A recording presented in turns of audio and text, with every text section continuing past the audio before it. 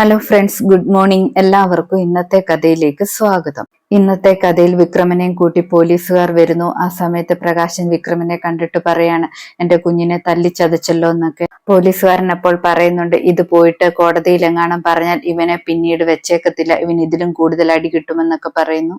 പിന്നീട് കോടതിയാണ് കാണിക്കുന്നത്. കോടതിയിൽ വാദം നടക്കുന്നു. വിക്രമിന്റെ വക്കീലാണെങ്കിൽ മാല മോഷ്ടിക്കപ്പെട്ട അമ്മയോട് ചോദിക്കുകയാണ്, അമ്മയ്ക്ക് നന്നായിട്ട് കണ്ണ് കാണുമോ, ബുക്ക് വായിക്കാൻ പറ്റുമോ എന്നൊക്കെ.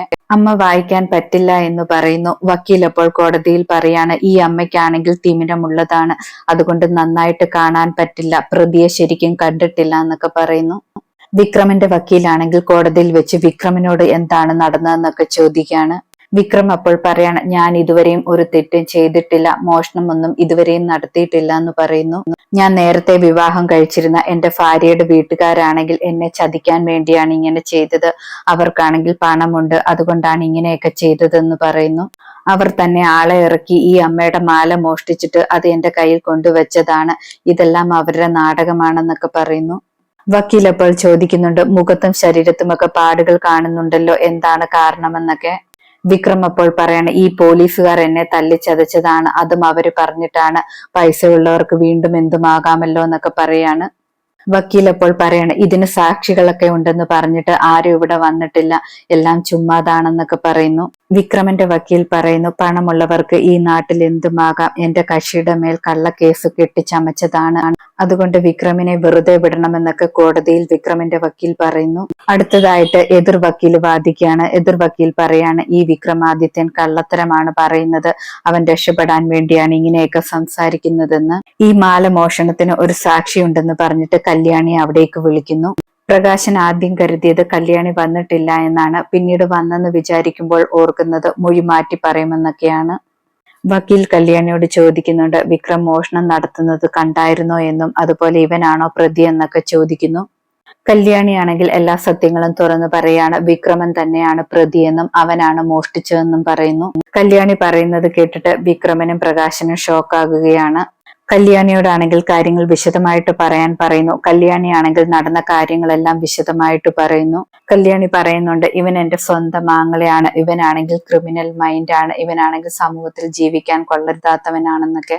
ഇവൻ രാജകുമാരനാകുമെന്ന് കരുതിയാണ് ഇവന്റെ പേര് വിക്രമാദിത്യൻ എന്നൊക്കെ ഇട്ടത്, പക്ഷെ ഇപ്പൊ കള്ളനായി മാറി എന്നൊക്കെ പറയുന്നു. കല്യാണിക്കാണെങ്കിൽ സംസാരശേഷി ഇല്ലായിരുന്നതും അതുപോലെ പ്രകാശന്റെ കാര്യങ്ങളും എല്ലാം പറയുകയാണ് കോടതിയിൽ. വക്കീൽ പറയാണ്, കോടതിയിൽ ഇപ്പൊ തന്നെ മനസ്സിലായില്ലേ അച്ഛന്റെയും മകന്റെയും ക്രൂരതകൾ, അതുകൊണ്ട് ഈ വിക്രമാദിത്യനെ വിട്ടയക്കരുതെന്ന് പറയുന്നു. കോടതിയിൽ ജഡ്ജി വിധി പറയുന്നു, വിക്രമാദിത്യന്റെ എല്ലാ തെറ്റുകളും ബോധ്യമായി, അതുകൊണ്ട് റിമാൻഡ് ചെയ്യുന്നു എന്ന് പറയുന്നു. കിരൺ ആണെങ്കിൽ കല്യാണിക്ക് കൈ കൊടുക്കുന്നുണ്ട് ബോൾഡായി സംസാരിച്ചതിന്. കിരണും കല്യാണിയും കോടതിയിൽ നിന്നും വെളിയിലേക്ക് വരുമ്പോൾ പ്രകാശൻ വിഷമിച്ച് നിൽക്കുകയാണ്. പ്രകാശനാണെങ്കിൽ കല്യാണിയോട് വഴക്കുണ്ടാക്കുകയാണ്, നിനക്ക് സമാധാനമായല്ലോ എന്റെ മകനെ അകത്താക്കിയപ്പോഴെന്നൊക്കെ ചോദിക്കുന്നു. കിരൺ അപ്പോൾ പറയണ, നിങ്ങളാണെങ്കിൽ കല്യാണിയോട് ചെയ്ത കാര്യങ്ങളെല്ലാം കൂടെ ഒരു കേസ് കൊടുത്താൽ നിങ്ങളും ഉറപ്പായിട്ടും അകത്തു പോകുമെന്ന് പറയുന്നു. പ്രകാശൻ അപ്പോൾ പറയണ, അങ്ങനെയാണെങ്കിൽ നീയും പോയി കേസ് കൊടുക്ക്, ഞാനും ജയിലിൽ പൊക്കോളാമെന്നൊക്കെ പറയാണ്. പ്രകാശൻ കല്യാണിയോട് പറയാണ്, നീയും ഇതിനൊക്കെ അനുഭവിക്കും, നിന്റെ മകനെ കൊണ്ടായിരിക്കും നീയും അനുഭവിക്കാൻ പോകുന്നതെന്ന്. കല്യാണി അപ്പോൾ പറയാണ്, ഞാൻ അതിനൊത്ത പാപമൊന്നും ചെയ്തിട്ടില്ല, അതുകൊണ്ട് എനിക്ക് അങ്ങനെയൊന്നും സംഭവിക്കത്തില്ല എന്ന് പറയുന്നു. വിക്രമനെയും കൂട്ടി പോലീസുകാർ അങ്ങോട്ട് വരുന്നു. ആ സമയത്ത് കല്യാണി പറയുന്നുണ്ട് പ്രകാശനോട്, നിങ്ങൾ ചെയ്ത പാപമാണ് ഇവൻ അനുഭവിക്കുന്നതെന്നൊക്കെ.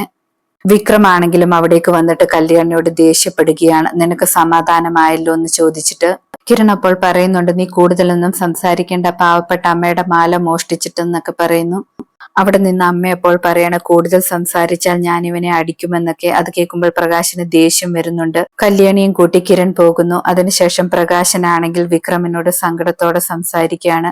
വിക്രം അപ്പോൾ പറയുന്നുണ്ട്, അച്ഛനാണെങ്കിൽ കാലാവധി തീരും മുമ്പ് എങ്ങനെയെങ്കിലും എന്നെ ഒന്ന് രക്ഷിക്കാൻ നോക്കണമെന്നൊക്കെ.